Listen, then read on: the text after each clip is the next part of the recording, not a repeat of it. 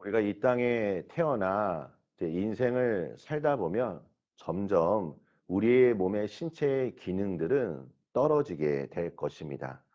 오늘 본문을 보시면 이삭의 나이가 대략 한 137세 정도 되는 것처럼 추정됩니다.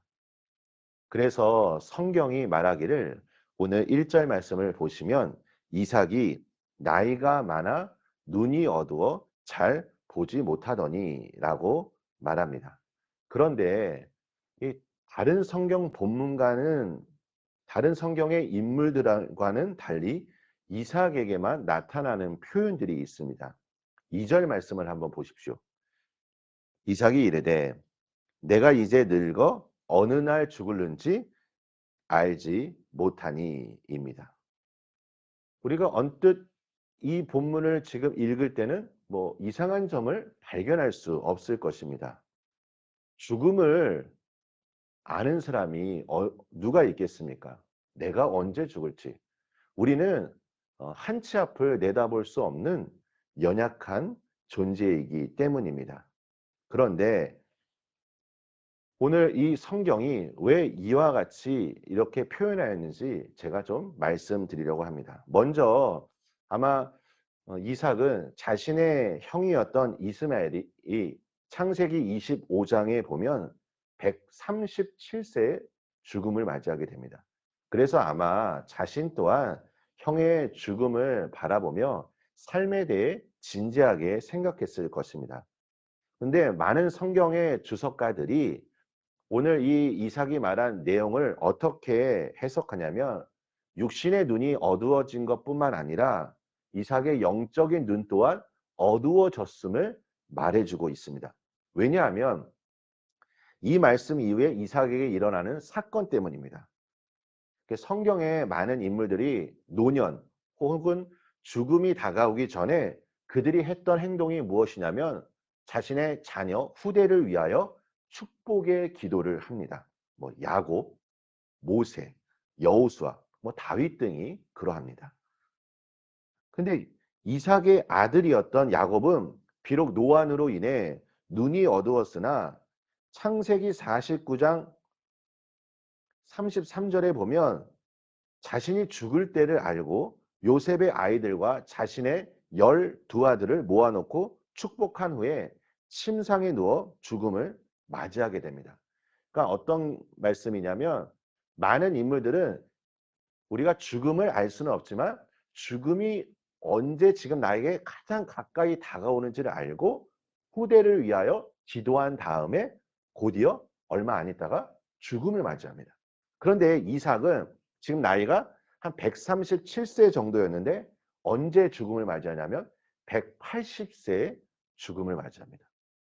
그러니까 아직 살아갈 날이 많이 남아 있는 거죠. 그러니까 이삭이 영적인 해안이 없고 지도력이 없고 어? 이 영적인 분별력이 없다 보니까 자신의 어떤 행동으로 인해 우리는 이후에 그 가족 구성원들에게 많은 상처와 아픔을 주게 된 것을 발견할 수 있습니다. 이제 이삭은 에서만을 조용히 불러서 축복을 하겠다고 말합니다. 창세기 49장에 보면 야곱은 자신이 죽기 전에 12아들을 다 불러 모은 상태에서 후일에 당할 일을 알려주는데 지금 이삭은 어떻게 합니까? 자신의 두 아들을 불러오는 것이 아니라 에서만을 조용하게 부른 것입니다. 그런데 아버지가 또 아들에게 주는 이 축복의 유산 또한 조금은 이상합니다. 신앙적인 메시지가 없습니다. 이 축복을 거래처럼 지금 취급하고 있습니다. 이 4절 말씀을 보십시오. 내가 즐기는 별미를 만들어 라고 있습니다. 이 내가 즐기는 이라는 이 단어가 원문에서는 아하무라는 단어인데 사랑하다라는 의미입니다. 그러니까 이 말은 어떤 때 쓰이냐면 아주 열정적인 감정을 담은 표현. 그러니까 부모가 자녀를 사랑한다든지 아니면 남편이 아내를 사랑한다든지 아니면 우리가 하나님을 사랑할 때 이 단어가 쓰여졌습니다. 그러니까 이 4절 말씀을 우리가 좀 쉽게 말씀드리면 나의 마음이 너를 축복할 수 있도록 너는 내가 사랑하는 방식대로 음식을 만들어서 나에게 가져와라.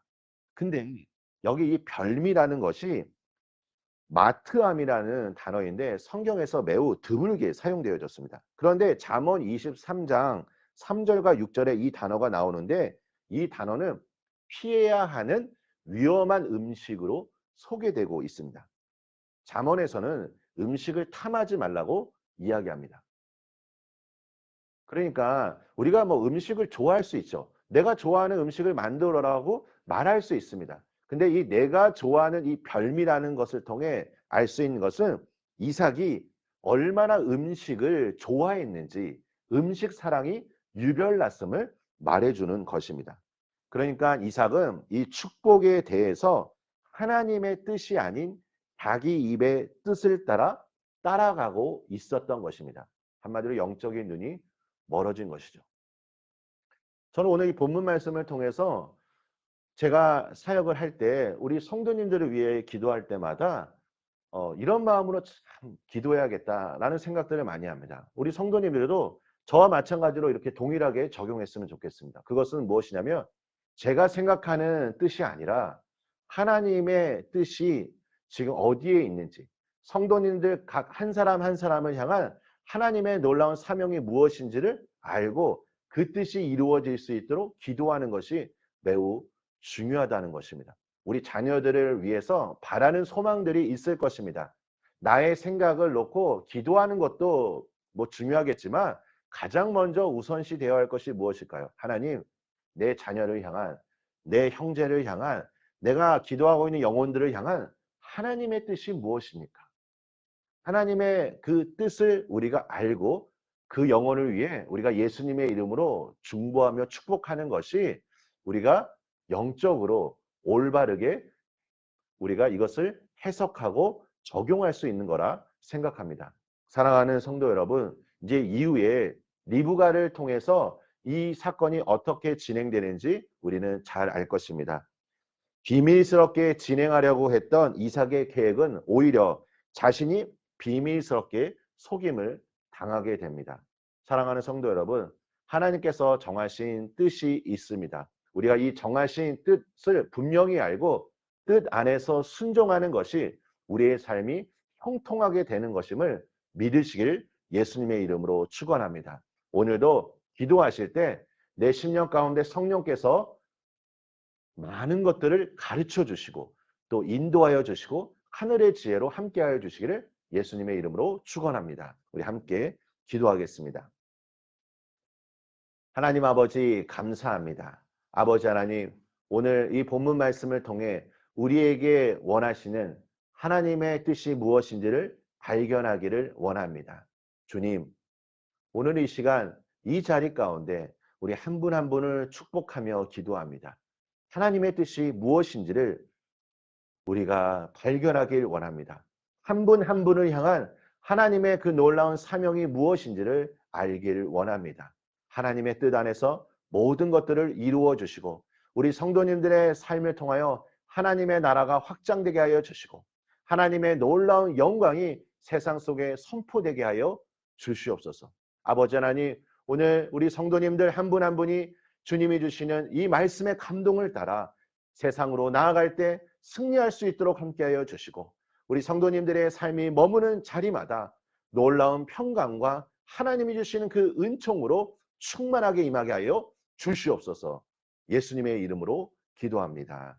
아멘.